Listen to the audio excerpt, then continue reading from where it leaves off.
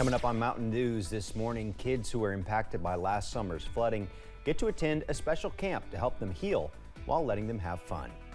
And we hear from the owners of a new museum in Laurel County that is set to open in just more than 2 weeks. Dedicated to Eastern and Southern Kentucky, this is WYMT Mountain News This Morning.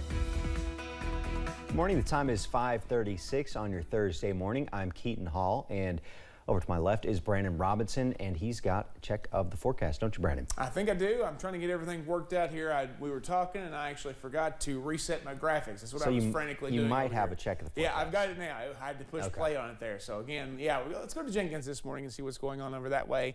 And you'll see a little patchy fog out there this morning, but no major issues as we head through the first part of the day. Just be careful. Use your low beams if you can, and take it easy. Give yourself plenty of time to get where you're going. Temperatures generally in the 60s out there. Morehead's down to 57. That's our new cold spot. Actually, no, Clintwood's still at 56, okay? So we're getting close there. So Clintwood is our cold spot at 56. Monticello at 69 there is our warm spot. Again, a little warmer out there on some of those sensors, but look, for the most part, close to 70 out there toward Louisville, one of our warmer spots across the entire region. We got 67 Bowling Green in Nashville, 58 across the river in Cincinnati, and 59 Ashland and Charleston, West Virginia, 65 in the Tri-Cities in Owensboro. Today's breakdown, 83 spotty chances for showers and storms as we head deeper in the day. Again, I think those will be clustered near the Kentucky, Tennessee, and Kentucky, Virginia borders. We'll keep you posted on that, and we'll track those for you here in just a little bit. Keaton? Brandon. Dozens of kids that were impacted by last summer's flooding are attending a camp this week together. The week-long camp teaches kids the importance of resilience and hope. I was able to talk with an organizer and a couple of campers about this fun and meaningful week of learning. Many kids in Breathitt County were impacted by the July floods, and this week a few dozen of them are attending a special camp. This came about because it was offered to us through ARH and the Lutheran Disaster Services. This is a camp that's been established in about 26 years. It comes out of Minnesota. These kids are attending Camp Noah, a camp for children who have experienced disaster. The goal this week is try to kind of build resilience and preparedness in our youth. The idea is that you're not alone. You are a survivor, you've been through this, now let's know what we need to do to be prepared for the next time. The program focuses on teaching kids resilience through creative activities and play, the new playground being a favorite among the campers. Yesterday I loved playing at the playground. You loved playing on the playground? Yeah. What was your favorite thing all week? Playing at the playground and swinging. The free camp runs all week from 8 a.m. to 4 p.m. Well, hopefully by the end of the week, we have calmed some of their nerves. Like I said, they are survivors. They have lived through this once. And one of the ways that we move past where we are is being prepared. Teaching these kids that they're not alone. They came here together in one place because they were all impacted by the flood. But we each have resiliencies and things that make us unique, and we want to focus on that. Focusing on what makes them strong so they can handle life's high waters. Registration for this week's Breathitt County Camp is closed, but there are more free camps coming soon for children in other counties in our area. Information on those can be found on our website, WYMT.com. James and Mary Ann Hendricks are the local faces behind the new London Children's Museum. The museum is set to open on July 1st, so less than 3 weeks away. The family of 6 is working together to make sure everything is ready to go. Hendricks says it was important to make something for children that's local.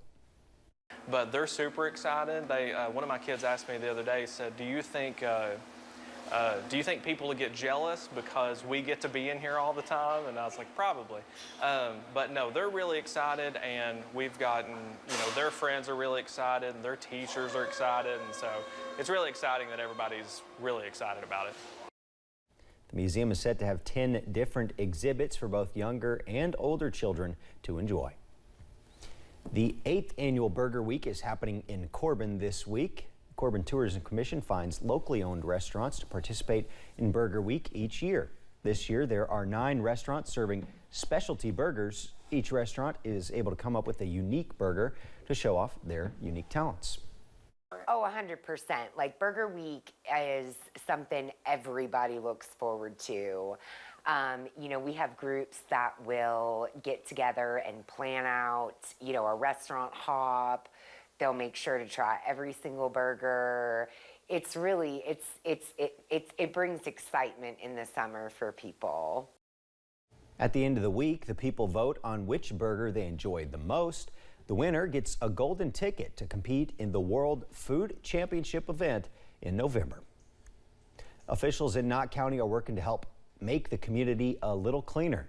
WYMT's RJ Johnson has more on the efforts to keep people's trash from becoming the whole county's problem. Dump Day is an opportunity to throw away unwanted items and trash free of charge, which is why Knott County Ecology Officer Chris Ambergy says it's important to keep the county clean. It's very important because, you know, we work hard to have Knott County a clean, certified county, and, you know, instead of, you know, doing illegal dumping, you can bring it here and it keeps your county clean. Which is something he says they have started to see throughout the county. We are starting to see a few more dumps pop up, which, you know, we've found some information, some of these dumps, and have passed on to the county attorney, and that type of stuff's been dealt with in the court system. Ambergy says another reason why they are hosting Dump Day 4 times a year is to help alleviate costs for those not able to afford to have their trash picked up. I think there's a $30 charge when you bring a load, and if it's a big load, it's a little more than that. But yeah, it's very important to, you know, take advantage of these 4 free days.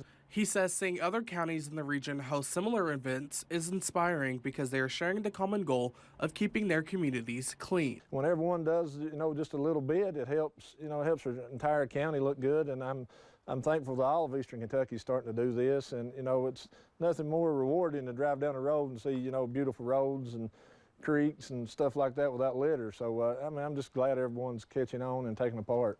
Cleaning the county one day at a time, Ambergy says he's excited to see how this dump day turns out. In Knott County, RJ Johnson, WYMT Mountain News. Dump Day is this Saturday, June 17th from 8 a.m. until 4 p.m. at the transfer station behind Knott County Central High School. Ambergy says if you have any questions, you can call the Judge Executive's office. Up next, the man convicted of shooting famous rapper Megan Thee Stallion will have to wait a bit longer to learn his fate after his sentencing date was delayed. Temperatures are heading up this afternoon, and so are the rain chances. I'll have the very latest on today and beyond in about 3 minutes.